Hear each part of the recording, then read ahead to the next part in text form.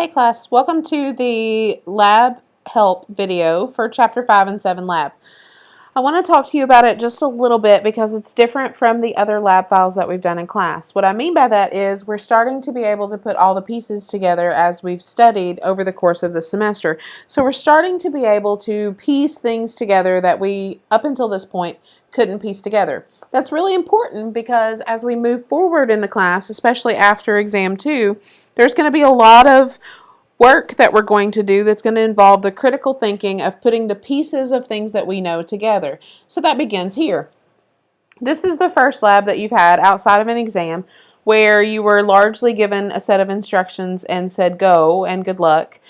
And so I know that it was difficult and I appreciate all the effort that you put in, but this is what my expectation is going forward, that you would be able to sit down and outside of a new skill, which we will be presenting new skills still for a little while, but outside of a new skill, I would expect you to be able to do things that we've done previously. So you're going to start to see a lot of things repeat and a lot of things where you're able to get to the answer more than one way. That begins here.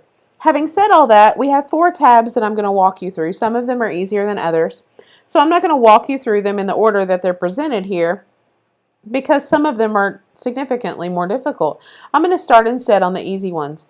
I'm going to start with the financial functions, and you know that anytime you see a box that has today's date in it, you know this function called today that I can just put in this yellow box to tell me what today's date is. Not that I'm necessarily going to need today's date in any of these functions, but in case I do, it's there in that box. The instructions for this tab say to please use the appropriate financial functions to determine the monthly payments and/or the total amount that could be borrowed using the supplied information.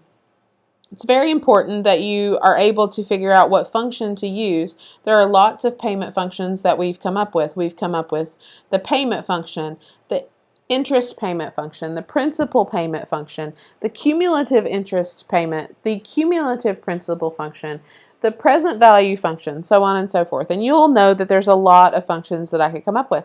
There are also functions called rate and number of periods, and all of the things that are arguments within the payment function itself, I have separate functions for. We're going to use them all in this class. You're going to become very familiar with all of these payment financial functions. So for this one, it says, please find the monthly payment for the described car and home loans.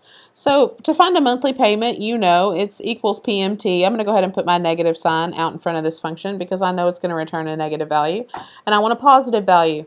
First argument in the payment function is rate. You remember that an annual interest rate is signified by an APR, and if I need a monthly payment, my first inclination is to make sure that I get everything into months. So everything that I put inside this payment function, in order for me to have a monthly payment, must be related to a month. An annual rate isn't related to a month, it's related to a year, and so I must divide that rate by 12. The next argument is number of periods. Here I have the term of this loan in years, which is 4, but I need it in terms of months, which again, if I have years and I want to get to months, I have to multiply this one by 12 to get that number of months for my number of periods. My present value for my loan is this $35,000. If I had a down payment here, my present value of my loan would be the amount borrowed minus my down payment, but I don't have a down payment here, so I'm just going to stick with amount borrowed. Last 2 arguments, future value and type, are optional in a payment function, so I can just hit enter. I end up with $786.36. It asked me to do the very same thing to calculate the payment for this mortgage. I have the same terms. I have them in the same rows. I can simply click on this and drag it over. I don't have to drag it down. I can also drag across. So since they're in the same order, it's the same terms, I can just do that. The next section on this workbook says, please find the total amount you could borrow for the described car and home loan payment. So here I have an interest rate, a payment term, and a payment. This is a monthly payment. I'm going to go ahead and change this. I know it's a monthly payment by looking at it. You may not know it's a monthly payment by looking at it, but I know based on the value here that it has to be a monthly payment because otherwise that doesn't make any sense. So my total amount to borrow here is going to be captured by the present value function. Put the negative sign out in front of present value because again, all of these return negative numbers. Present value is what I want. It's the amount borrowed. It's what I'm looking for. Total to borrow, amount borrowed, that is in fact present value. My rate here is annual, so I need to divide it by 12 because I have a monthly payment going on. My number of periods is going to be 3, again, times 12 because I have a monthly payment and everything has to be in months. My monthly payment is going to be 300. Fair value and type are in brackets because they are optional. Good to go without them. So my total amount to borrow here over a 3-year loan is $10,009, and I can drag it again straight across for the mortgage. Hopefully those make sense. Remember, you have a variety of them that's happening in this class. You have a variety of financial functions, including but not limited to interest payment, principal payment, number of periods, present value, regular payment. Let's see, what else do you know? Cumulative interest payment. You also have cumulative principal. There are also functions for future value and such things. These two, I want to point out to you, these two functions right here relate to each monthly payment or period payment. Each monthly payments piece of interest, and each monthly payment's piece of principal. So basically these are going to be the pieces of that monthly payment that are applied to interest or applied to principal, and that's what these two functions represent. These two down here, I want to point out as well, this is total interest over a period. And this one is total principal paid over a period.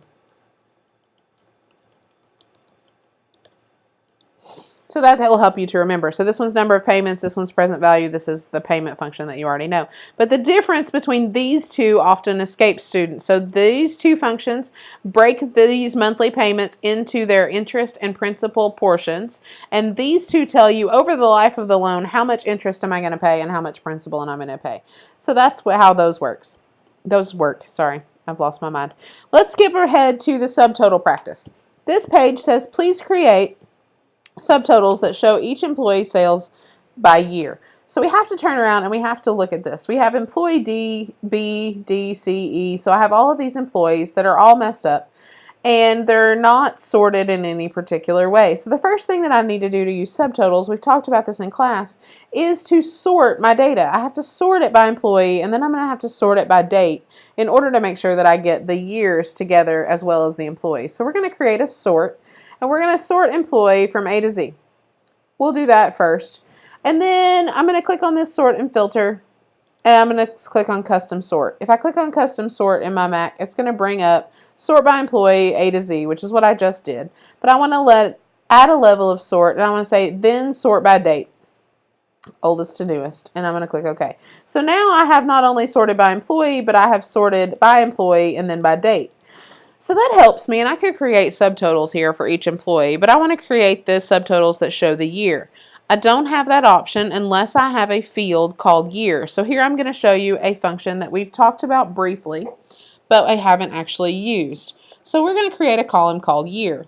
We're going to then use a function called year. You guessed it. The year is going to give me the 4-digit year based on any date that I put inside of it. This is going to be a very important function as you go on into your careers, where you need to pull the year off of something or the month or the day off of something in order to calculate something else. So this year function becomes very important. You'll use it again in your BA 342 class, but we're going to use it here to just capture the year related to this data. So I can just double click this and copy all the way down, and you'll notice I get 4-digit years. I'm then going to highlight column C and use my format painter to make column D look the same. When I do that formatting, copy and paste that formatting, it not only bolds it and puts all the lines, it also changes it to a dollar value. I don't actually want it to be a dollar value. I just want it to be a 4-digit year. So I'll change it back to general, but then I will have all my grid lines and my bolded stuff happening here. So now I want to create subtotals. So to create subtotals, I'm going to go to the Data tab, and I'm going to go over here. This is the outline group if you're on a PC. It doesn't say that here on my Mac, but this is the outline group. And I'm going to click the Subtotal button. And the Subtotal button brings up this menu, and I'm going to say I want to add each change in employee. So I don't want to subtotal by employee. Do I want to subtotal by date? What do I want to subtotal by? Well, I want to subtotal by employee, and I want to use the sum function not to sum the year, but to sum the sales amount. And then I'm going to hit OK. So that's going to give me subtotals of the sales amount for every employee, but I want to see it by year. So to do that, I just need to simply hit my subtotal button again, and this time I want to do it at each change in year, and I want to sum the sales amount. And I'm going to uncheck this box that says replace current subtotals. It's going to give me two different subtotals, so now I have 2012 total, 2013 total for employee A, and I'm good to go. That's what I mean by show the employee subtotals by year. You can click on these options over here. If I go back to level 3, it takes all of the data away and I can just see the subtotal amounts. I can go back to level 2 and just get the employee totals. Go back to level 1 and just get the grand total. That's what these levels are indicating for these subtotals. You can add multiple layers of subtotals, but again, in order to be able to do this effectively, you have to make sure that you sort your data first. The next one that I want to look at is this pivot table practice. So pivot table practice says create an employee bonus in column I based on the bonus matrix beginning in cell A3. And then I want to create a pivot table. So we'll do the bonus thing first. The bonus is going to be calculated by an employee's job rating and by their department. So you'll see I have departments listed across here.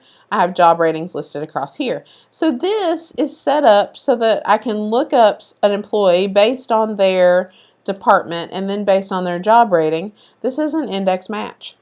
Anytime I'm looking in a grid like this for multiple things, this could be a VLOOKUP, it could be an HLOOKUP, but I have two different factors that I'm trying to look up here. So it's going to be an index match situation. So what I'm going to do here is I'm going to type index, and remember that index gives me the intersection of a row and column. So I need the intersection of a row and column inside this grid. And I'm going to lock this grid down. On my computer, it's function F4. Don't know what it is on yours, but you should know by now.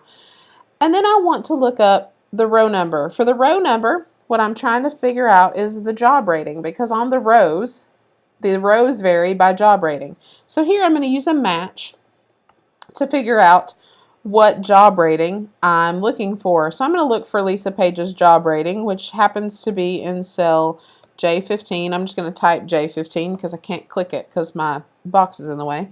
But J15 is going to be my lookup value. Whatever Lisa Page's job rating is, I want it to look up right here. This is going to be my lookup array. I want to start at the very top so that I capture the same number of rows that are captured in my index. So I'll start at the very top and drag down. But I want it to look up Lisa Page's job rating in this section here and tell me what row her job rating is on. So I will do that, and then my match type is going to be 0 or false because I want an exact match. I'll put a comma and go back to my index function, and now it wants to know in this lookup array based on how do I figure out which column you want me to look at. Well, I want to look at columns based on Lisa Page's department, so I'll use another match. And here I'm going to look up Lisa Page's department, which is in this cell here. I'm going to look up her department, and I'm going to say find her department out of all of these departments in this array for my index. Again, remember, you have to start at the very beginning and go all the way through. You have to select your entire array from your index, and I want an exact match as well. So again, this index is going to look up in this array, and it's going to find the row related to whatever Lisa Page's job rating is, and it's going to find the column related to whatever her department is. And it's going to give me the match. It's going to give me her bonus based on that index match. So let's figure it out. Lisa Page has a job rating of 5, and she's in department ADC. Her job rating is 5. Her bonus should be $1,000. Now, I've done something crazy. I don't know what it is. I'm going to have to figure it out. But I have NAs all the way down through here. So if I pick on one, oh, don't do that. If I press enter to get out of this and I double click on one way down here, what I can see is I forgot to lock in my arrays inside my matches because you can see they're moving down as I drag down. So that's not going to work. So let's get out of this one and go back and do absolute referencing on our lookup arrays inside our match function. So hopefully while you were watching me, you figured out that I didn't do that, and so you knew that was going to happen. But if not, that's how you figure out what has happened. So I'll double click and go down. So we'll do one more. We'll check Larry Weber. He has a job rating of 4. He's also in ACDC 800. We're good to go. So now it says create a pivot table and show me the total compensation. Well, total compensation is going to be salary plus bonus, but we'll do that inside the pivot table. So I'm going to click anywhere inside this, go to insert, and I'm going to click on pivot table. It's going to select my entire range. It's going to say, where do you want the pivot table? I always choose a new worksheet because it's just easier. And I'm going to say I want to know employee name. Let's go back and see what it asked for. I want to see a pivot table that summarizes each department by job rating and shows the total compensation. So not employee name, but that's okay. It's really easy to get rid of. I just grab it out of here and drag it back up here. I want to see by department, not count of department, but I want to see the departments in the rows. See how easy it is to just drag and drop. And I want to see departments by job rating. I could put job rating in columns, or I could put it in department down here in rows. However you like the look of it better. I was not specific on how I wanted it, so either way is fine. Just to see it in columns, I'll do that.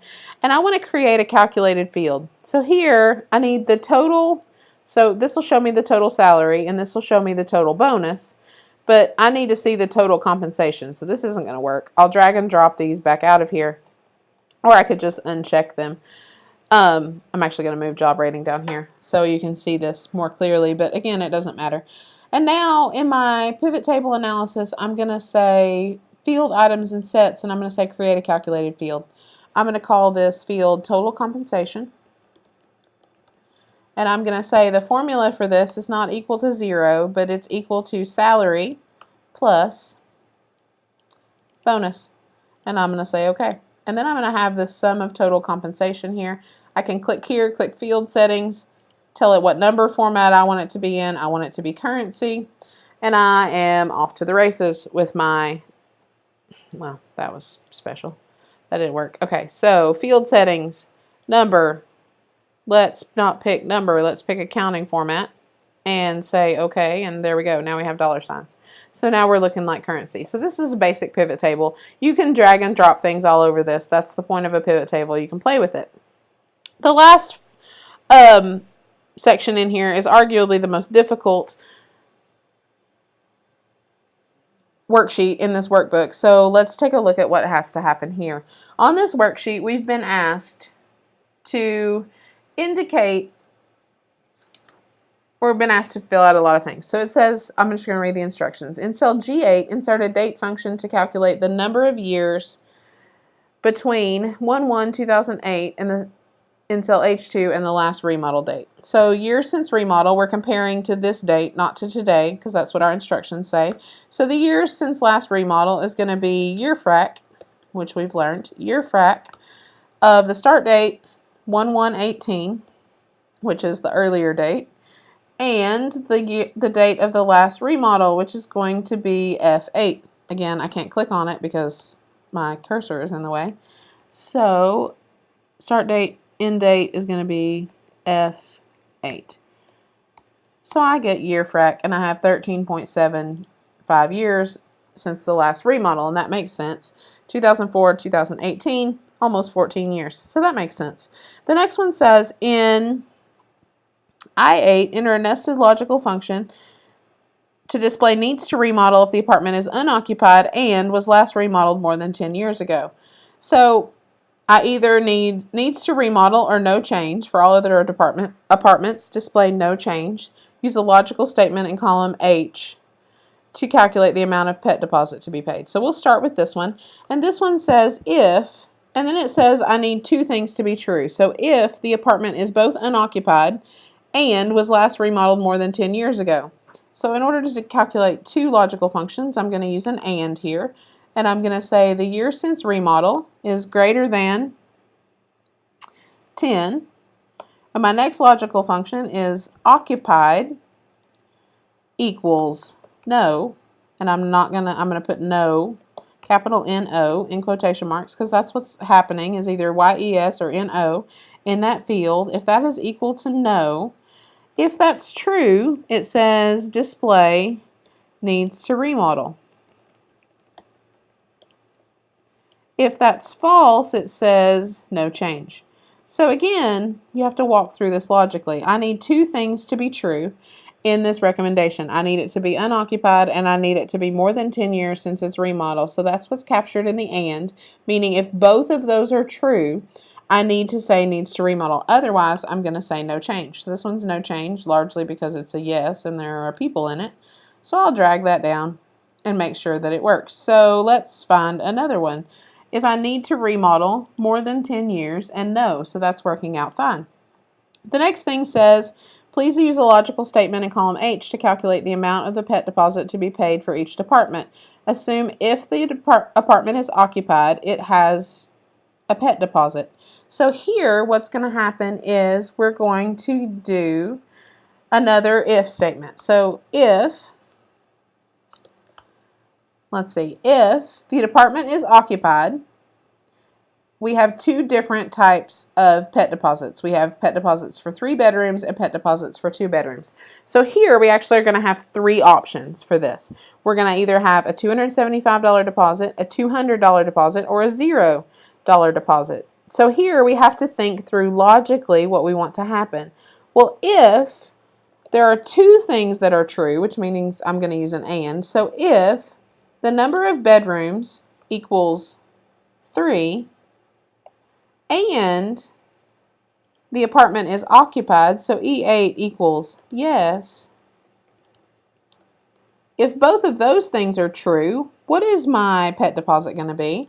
It's going to be $275, right? If it's not true, I still have 2 options left. I still have 200 or 0.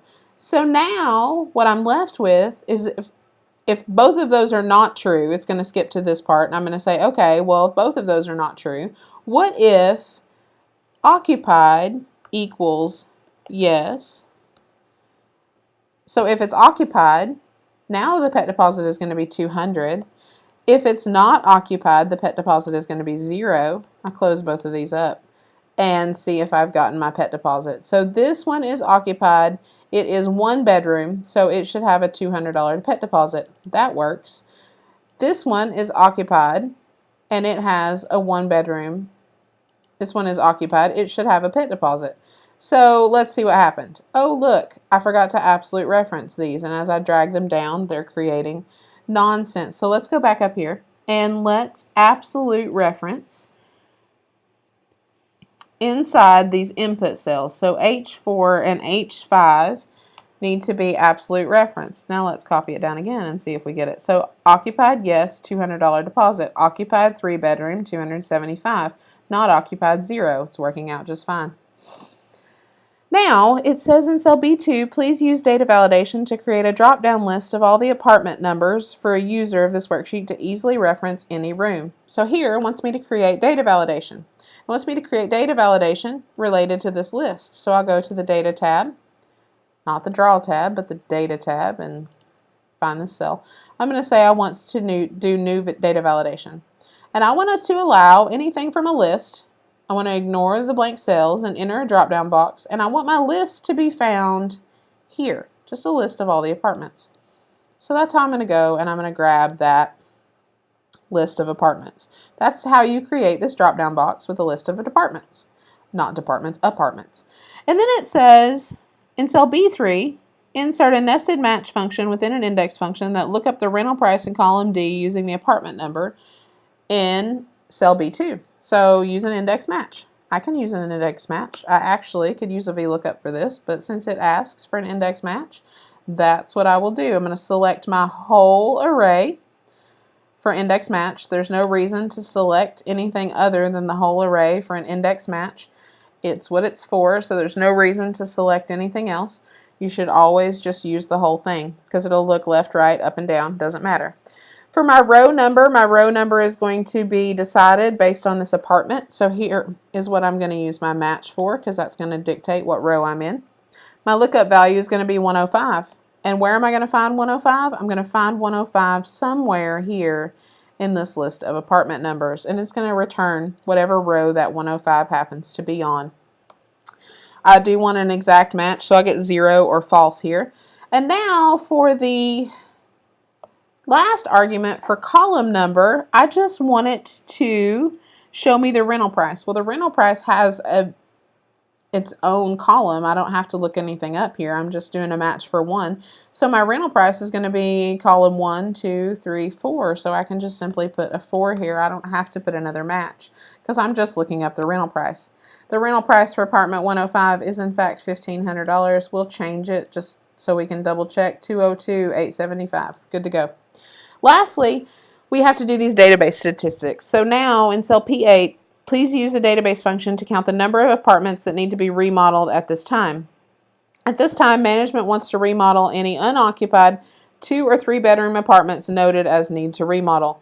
So recommendation is going to be needs to remodel. And we want 2 or 3 bedrooms, both of which are need to remodel, and unoccupied. So occupied is going to be no. So here, this is going to be our criteria. We want 2 or 3 bedrooms that are unoccupied that need to be remodeled. So we're going to count them. We're going to use count A because I'm not sure if those numbers are stored as numbers or text. I don't remember. So count A is going to give us what we want regardless. Count A of our database. Our first argument is database, and I'll select all of this. Our next argument in count A is going to be, how about D count A? Sorry, how about put a D out here for database count A. And I want to count the units that match this criteria, and I'll select number of bedrooms all the way over to recommendations, and here we go, 9. The value of lost rent on this. So here I'm going to say equals D sum, because I want to add up all of the rent that I'm going to lose every month based on that same criteria. So again, I will select all of this database for the database field. My Mac is being crazy. I'm really sorry. It's not scrolling the way I want it to. And then I'm going to do the field rental price because that's what I want to sum up. And again, my criteria is going to be all of this. Close my parentheses and hit OK. Make this into a $sign. And then the year of the oldest remodel that fits this criteria. So the oldest remodel is going to be D-min because dates are numerical and they go higher as they get more recent. So the oldest one is going to be D-min, sorry, can't speak. And my oldest date of remodel, so I want to capture the date of last remodel. And again, my criteria being this up here that I have typed in. So my date of oldest remodel, 11/30/2000, and that is correct. So hopefully this helps you walk through and understand why we're going to do it. Again, remember that as we move forward in this class, it's going to be really important that you understand what function to use. So try to practice without necessarily reading the instructions for what function and try to logically think through why you're doing it. I hope this helps, and please contact me with questions.